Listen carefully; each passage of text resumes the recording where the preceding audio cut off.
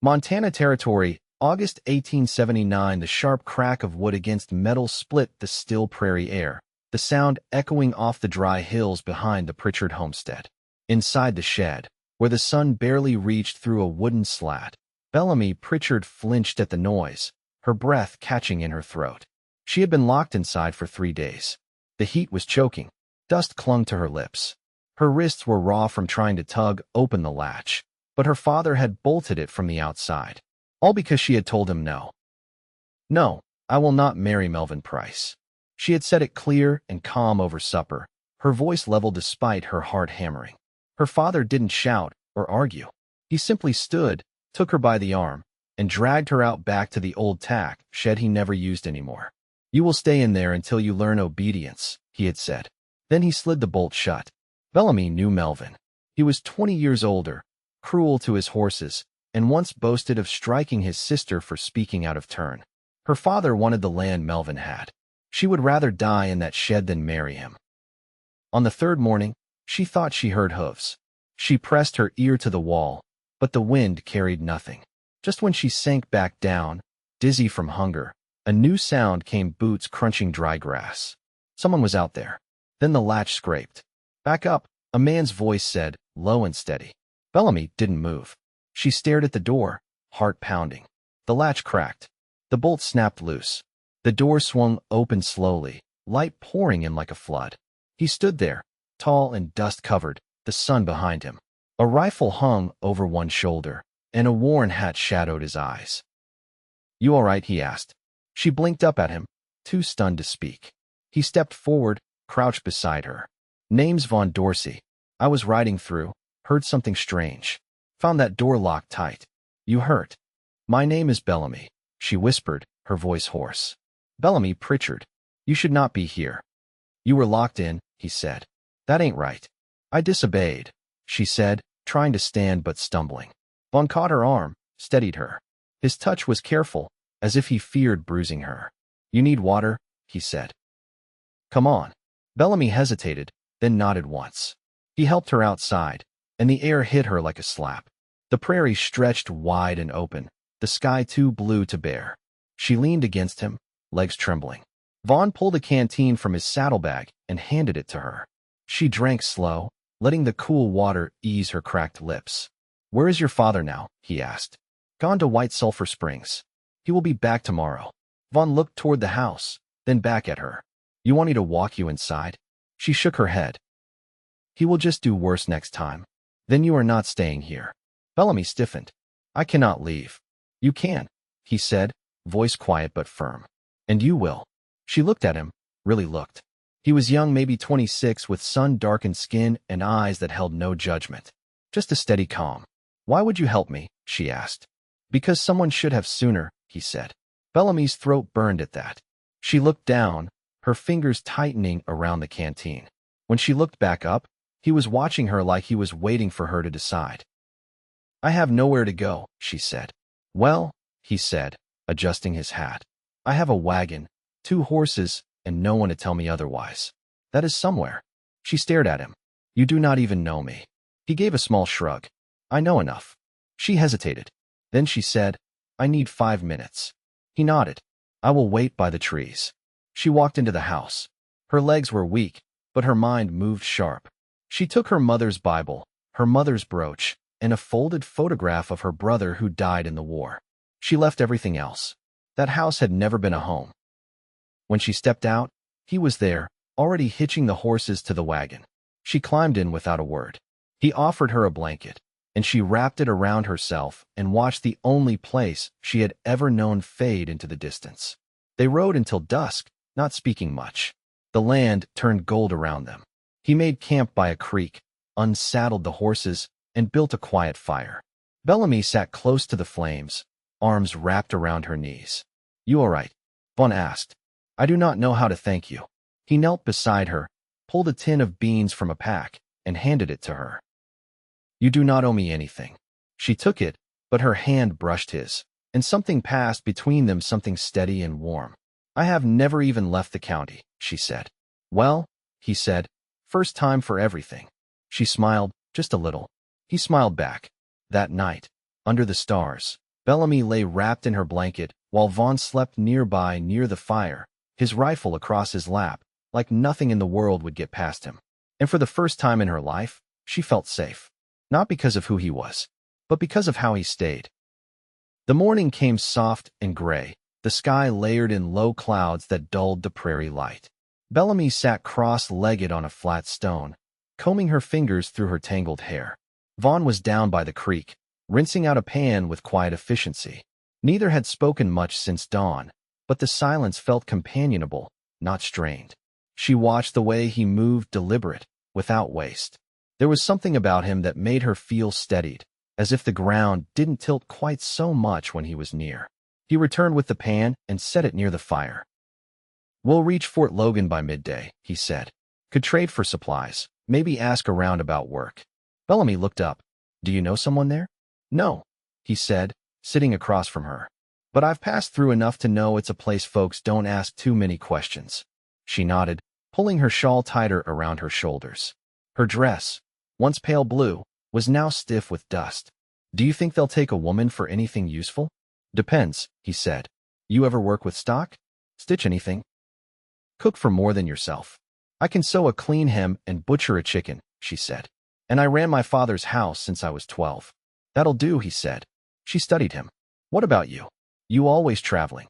"Most times," he said, adjusting the strap of his rifle. "Did a stretch in the cavalry. After that, I never stayed long." "You don't like roots?" she asked. He looked at the fire a beat longer than necessary. "I reckon I never had any worth tending." Bellamy didn't press. Instead, she stood and dusted herself off. "I suppose we ought to go, then." They packed in quiet rhythm, their movements unhurried. She folded the blanket with care, smoothing the creases. He cinched the saddle straps until the horses snorted in protest. As the wagon jolted forward, Bellamy braced an arm on the side rail. The wind tugged at her sleeves, and the landscape rolled on in muted golds and browns. "After some time," she said, "you didn't ask why I refused him." Vaughn didn't glance her way. "Didn't need to. But you wonder."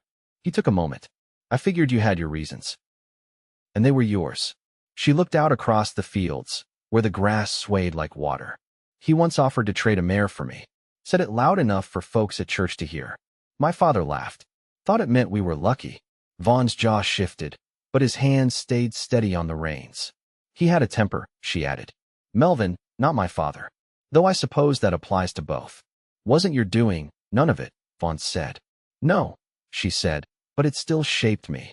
They rode a while longer. When the fort came into view, its low buildings and whitewashed fencing looked plain against the endless sky. Inside the trading post, Vaughn bartered for flour, salt, and a small tin of coffee.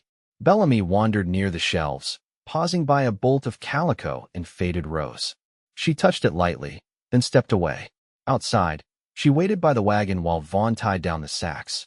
A man in a gray coat passed by, gave her a long look, then moved on. "You ever think about settling?" she asked as they loaded the last bundle. He wiped his hands on his trousers. "Sometimes. Mostly when the weather turns bad." She smiled faintly. "I think about it often." "I could see that," he said. They rode until late afternoon. The clouds had thinned, casting long shadows behind the cottonwoods. They stopped near a grove of aspen, leaves whispering overhead. That night, as the fire cracked low, Bellamy sat with her knees pulled close. Vaughn was across from her, mending a strap with a curved needle. "You said you were in the cavalry," she said. "What made you leave?" He didn't look up. "War ended. Orders stopped coming. I didn't much care for the kind of peace they left behind." She didn't push further. Instead, she leaned back, letting the sounds of the night fill the quiet. A coyote called far off, and the horses shifted in their tether. "You think there's a place where a woman like me could start over?" she asked finally. "I think there's a place for anyone who wants to build something honest," he said. She turned toward him. "And what do you want to build?" He met her gaze across the fire. "Something that holds." Bellamy didn't answer, but her breath caught in a way that felt like the beginning of something. Vaughn stood then, checked the horses one last time, and settled in beside the fire, rifle within reach. Bellamy lay down not far from him, the stars overhead cold and clear. A new kind of stillness settled over her, not fear, not flight, but the hush that comes when something hard begins to soften.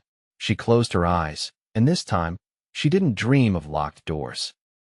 They reached the edge of the Judith Basin country by the fourth morning, where the grass grew richer and the land started folding into soft hills.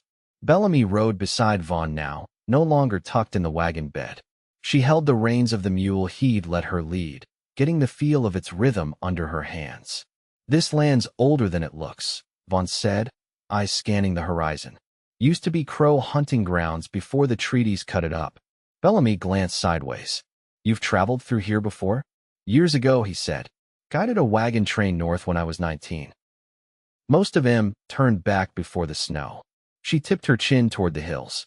"And still you came back." "Not much choice," he said. "The land remembers you, even when you forget it." They stopped that evening near a cottonwood whose trunk had split from lightning. Vaughn tethered the animals while Bellamy gathered dry twigs and a few pine cones for kindling. She moved slow, the way one does when walking through a life they hadn't planned on but no longer feared. By the time the fire caught, the light had gone soft and amber. She crouched nearby, easing a metal cup into the heat. "I was supposed to marry someone else once," Vaughn said. Bellamy didn't look up. "What happened?" "She died," he said. 19. Fever took her in 3 days. The cup trembled slightly in her hand, but she said nothing. "I still think of her, some nights," he added. "Not with pain, just with quiet." Bellamy set the cup down on a flat stone. "I was 16 when my mother passed," she said. "It was spring. She said she'd be better once the lilacs bloomed. But they never did that year." Vaughn watched her, his expression unreadable but not distant. "I don't remember her voice anymore," Bellamy said. "That's what frightens me most. You remember how she made you feel?" She nodded, slow. "Safe. Seen." He shifted slightly, the firelight catching the side of his face. Then her voice never left. They sat in silence a long while, the kind that didn't need filling. The fire cracked and popped around them, smoke curling into the sky like threads of old prayers. Later, as they lay on opposite sides of the fire, Bellamy turned on her side to face him. "Do you believe people can change?" she asked. He didn't open his eyes, but his voice came steady. "I believe people reveal who they truly are when they're no longer afraid." She let that settle into her ribs, warm and sharp. "I don't know what I'm supposed to be now," she said. "You'll figure it," he murmured. "You already are." The next day, they followed the river west, where the cottonwoods grew thicker and the banks ran deep and slow. At a bend in the water, Vaughn pulled the wagon to stop and pointed toward an old cabin, half sunk into the rise behind it. "Abandoned," he said. "Looks solid, though." Bellamy stepped down and shaded her eyes. It had a stone chimney, a patch of garden gone wild, and a front porch sagging in one corner.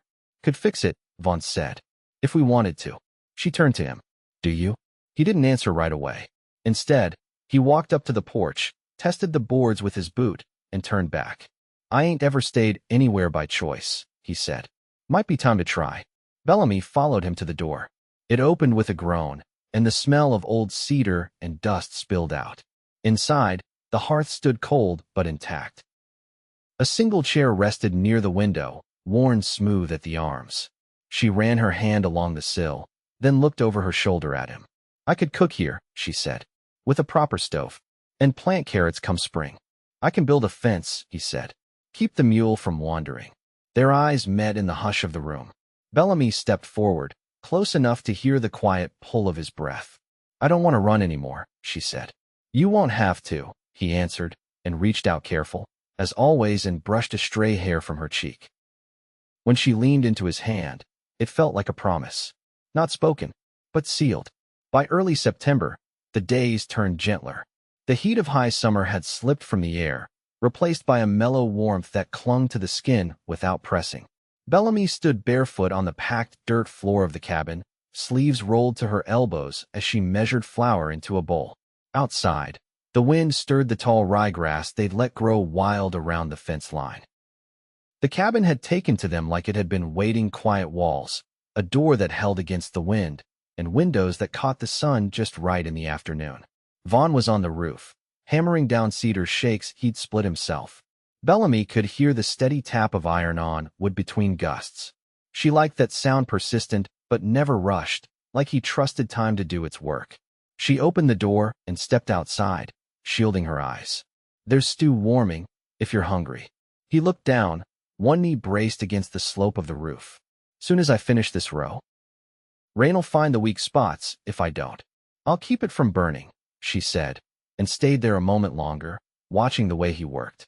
His shoulders moved slow and sure, each strike deliberate. His focus settled into the task the way some men drift into sleep.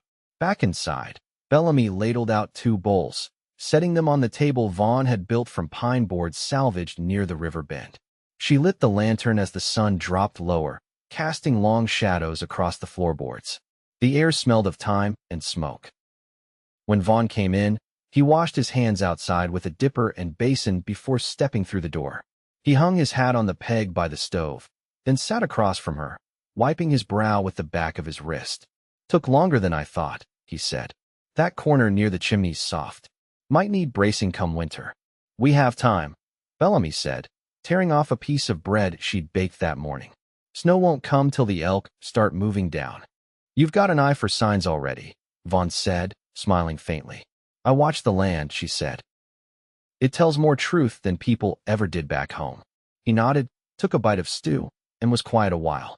Bellamy watched the way he chewed slow, thoughtful, like he was tasting more than just the food. You ever think about writing to your brother's people? He asked without looking up. Bellamy stilled. They're in Missouri now. My aunt's boy runs a mill near the river. I haven't written since the funeral. You could if you wanted. Let them know you're safe. I don't think they'd understand how I got here, she said. Or why I stayed. Vaughn set his spoon down with care. You don't owe them the story. Just the piece you found. She let that settle between them, then leaned her elbows on the table, chin resting on her hands. You ever think about writing someone? He shook his head. No one left to write. Bellamy studied his face in the lamplight, the lines at the corners of his mouth, the tired slope of his shoulders. You carry things quietly, she said. I try not to carry what I don't need. What do you keep then? He looked at her then, the full weight of his gaze steady and unflinching. You. Her throat tightened, but she didn't look away. You mean that? I wouldn't say it if I didn't. Outside, the wind picked up, rustling the cottonwood leaves like distant water. Bellamy stood and moved to the shelf by the hearth. She pulled down a tin box and opened it, revealing the brooch her mother had worn on Sundays. She turned it in her hand, then walked to him. I want you to have this, she said. He frowned. Bellamy, it's not a gift. It's a tether, she said. So you always find your way back, if you ever leave. He took it from her palm, his fingers brushing hers. I don't plan on leaving. Then it's a keepsake, she said, breath catching. He stood and wrapped his arms around her, slow and sure. She pressed her cheek to his chest, listening to the steady beat beneath. I've watched men go, she whispered. I've never known one to stay. I'm not most men, he said. She pulled back just enough to look up at him. No, you're not. He kissed her then, not sudden, not searching, just certain, like he'd been waiting to be sure the roots had taken hold. When they parted, her hands stayed on his chest. I want us to marry, she said. Not because I need to, because I want to. His answer came soft. Then we will. That night, they lay together beneath the quilt she'd sewn from old flour sacks, the window open to the breeze. No words passed between them as the stars turned overhead. Only the weight of his hand resting over hers, and the quiet breath of a woman who had come through fire and found a man who didn't flinch at the smoke. And in the hush of that Montana night, Bellamy knew this life wasn't borrowed. It was becoming her own. The first snow came early that year. Light, at first just a dusting over the fields and fence rails, but enough to hush the world. Bellamy stood on the porch with her shawl drawn close, watching the wind sweep the white into the seams of the land. Behind her, the cabin glowed with warmth from the hearth. She could hear Vaughn moving inside, shifting wood, adjusting the damper. The sounds had become familiar, each one a thread in the life they were weaving. She turned when his boots thudded softly across the floorboards. You'll catch cold, he said, tucking his arms loosely around her from behind. I've never seen snow come so quiet, she said. He rested his chin near her temple. It's the early ones that don't stay, but they're always the most honest. She leaned into him, letting the heat of him seep through the wool. You speak like the land's a person. It's the only thing that's never lied to me. Bellamy didn't answer right away. A hawk circled high above the ridge, slow and unhurried. She watched it until it vanished into the pale. "I want to learn how to read the sky," she said. "Not just the weather, but what it tells. When to plant, when to wait. How to know when something's about to change." Vaughn nodded against her shoulder. "We'll start next spring. You'll have it by summer." They went back inside together, the door shutting out the wind with a soft clap. She stirred the venison stew while Vaughn checked the traps he'd set earlier that week near the creek. He returned with a rabbit and 3 quail, laying them out on the back step without a word before slipping off his coat and hanging it by the stove. They ate quietly that night, the kind of quiet that comes not from absence but from ease. After supper, Bellamy sorted through a basket of scraps beside the fire, piecing together what might become a cradle quilt. Her fingers moved with care, her eyes half-lidded from the warmth. Vaughn sat across the room, working a new handle into a short-handled axe. His brow furrowed just enough to show his focus, but not so much it broke his calm. "You ever think about the kind of father you'd be?" she asked, not looking up from her stitching. He didn't answer straight off. A coal popped in the hearth. "Not in words," he said finally. "But sometimes I see myself out there with a little one, showing them how to track prints in the snow, how to move quiet through the woods, how to listen to silence." She smiled to herself, pressing her needle through a strip of faded chambray. "I think you'd be patient, the kind that waits for the questions before answering." He set the axe down gently. "And you?" Bellamy paused, thread held midair. "I want to raise a child who knows love isn't earned by obedience, that they can say no and still be safe." Vaughn walked over then, crouching beside her. He took her hand, calloused and worn now in places it hadn't been before. He didn't speak, just held it until her fingers curled into his. That night, while the wind rose sharp against the eaves, they lay together beneath the heavy quilt. Bellamy traced the shape of his collarbone with the back of her hand. "I used to think I was meant for one kind of life, a small one, shaped by duty. But I was wrong." He cupped her cheek, thumb brushing slow across her skin. "You were meant for a life that fits your spirit, not your fear." "I never thought I'd find a man who would let me grow into myself," she whispered. "You didn't find one," he said. "You built it with me." Winter settled in fully by December. They smoked meat, stacked wood high under the lean-to, and tacked wool over the windows when the wind howled too hard. Bellamy wrote a letter to her aunt and nephew, sending word she was safe, married, and not coming east again. Vaughn finished the cradle he'd started from pine and cottonwood, sanding it smooth despite the cracks in his knuckles. On a morning when the sky turned the color of pewter and the snow came down in thick, slow flakes, Bellamy birthed their daughter on the floor beside the fire, her hand clenched in Vaughn's and her breath steady through the pain. She named the child Ruth, for the woman her mother once read to her about, a woman who chose her path and walked it without turning back. Vaughn held the baby in his palm like she was made of something older than time. He didn't speak, only smiled as if he was watching something sacred unfold. Years passed. Vaughn taught Ruth how to carve her name into the soft bark of a young aspen. Bellamy taught her to boil elderberries into syrup and trace the stars back to the seasons. They harvested together, mended together, sometimes argued, always returned. By the time Ruth could ride alone to the creek and back, the cabin had grown into a home with 2 rooms, a new porch, and a root cellar deep enough to keep potatoes through March. Bellamy's hair had begun to silver near her temples, and Vaughn's hands moved slower when he worked, but neither minded the changes. They still walked the land hand in hand when the wind was low, still sat by the fire without needing to speak. And each time Bellamy looked at Vaughn, whether beneath the wide sky or across the dinner table, she didn't see the man who had rescued her. She saw the man who had stayed, and the life they'd built, not out of escape, but of choosing each other every day since.